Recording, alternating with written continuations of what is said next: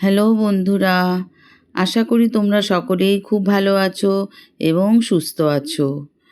আবারও একটি ভিডিও নিয়ে চলে আসলাম। আমার পরিবারে তোমাদের সবাইকে স্বাগত। গত বৃহস্পতিবার 19শে জুন আমার জন্মদিন ছিল। তো সেই দিন আমি আমার বাড়ির লোকের জন্য, আমার পরিবারের জন্য আমি একটু চিলি চিকেন আর ফ্রাইড রাইস বানিয়েছিলাম। তো তারই আমি কিভাবে বানিয়েছিলাম সেটারই আমি একটু ভিডিও করেছিলাম তোমাদের সাথে শেয়ার করব বলে। তো দেখো, আমি চিকেনগুলোতে সমস্ত কিছু দিয়ে ম্যারিনেট করে নিয়েছিলাম। আদা, পেঁয়াজ, রসুন, লঙ্কার গুঁড়ো, কর্নফ্লাওয়ার সব কিছু দিয়ে ম্যারিনেট করে তারপরে আমি পকোড়াগুলো ভেজে নিয়েছিলাম।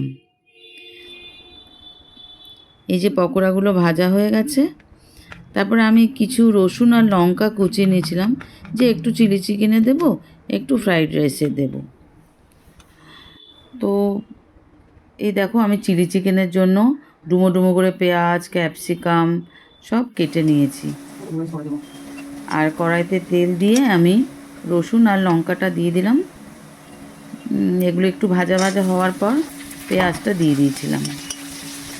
পেঁয়াজটা একটু ক্রাঞ্চি থাকলে, ক্যাপসিকামটা একটু ক্রাঞ্চি থাকলে খুব ভালো লাগে।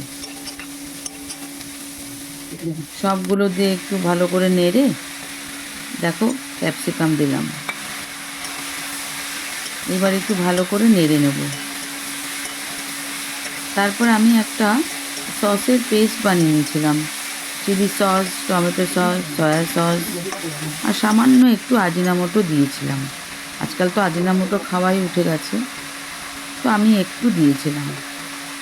তো এই সসটা দিয়ে এই দেখো এই সসটা দিয়ে দিলাম।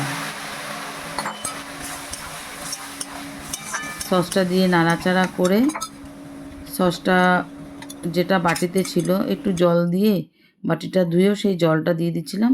এবার দিয়ে দিলাম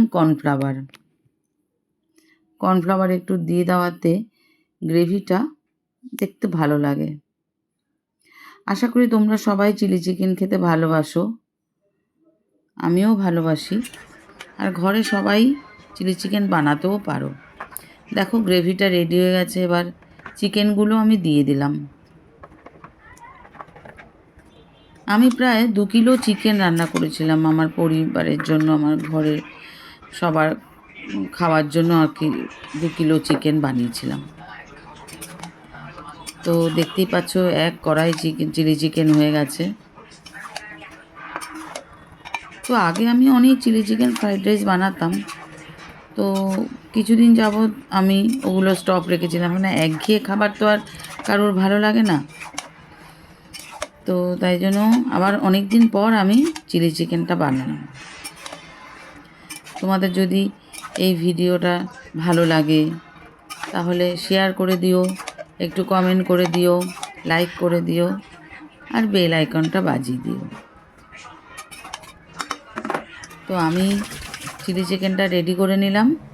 এবার করব ফ্রাইড রাইস। ফ্রাইড রাইসের জন্য সমস্ত সবজি কেটে নিয়েছি, চিকেনটা একটুখানি রেডি করে নিয়েছি আর একটু ডিমের ভুজিয়া বানিয়ে নিয়েছি।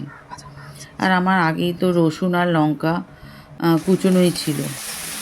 কড়াইতে তেল দেওয়ার পর সবজিগুলো দিয়ে দিয়েছি, রসুন লঙ্কা কুচি দিয়ে দিয়েছি, দিয়ে একটু নাড়াচাড়া করে নিচ্ছি।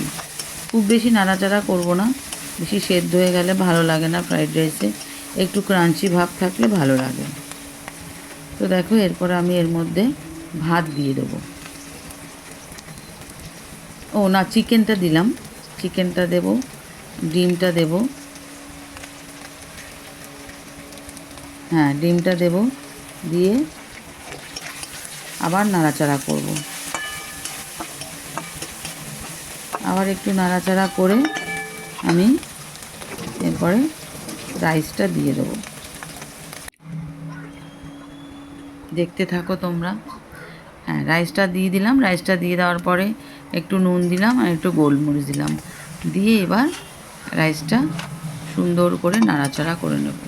আমি এর মধ্যে আর আজিনামোটো দিইনি, কেন আজিনামোটো তো বেশি খাওয়া ভালো নয়, স্বাস্থ্যের পক্ষে খুবই খারাপ।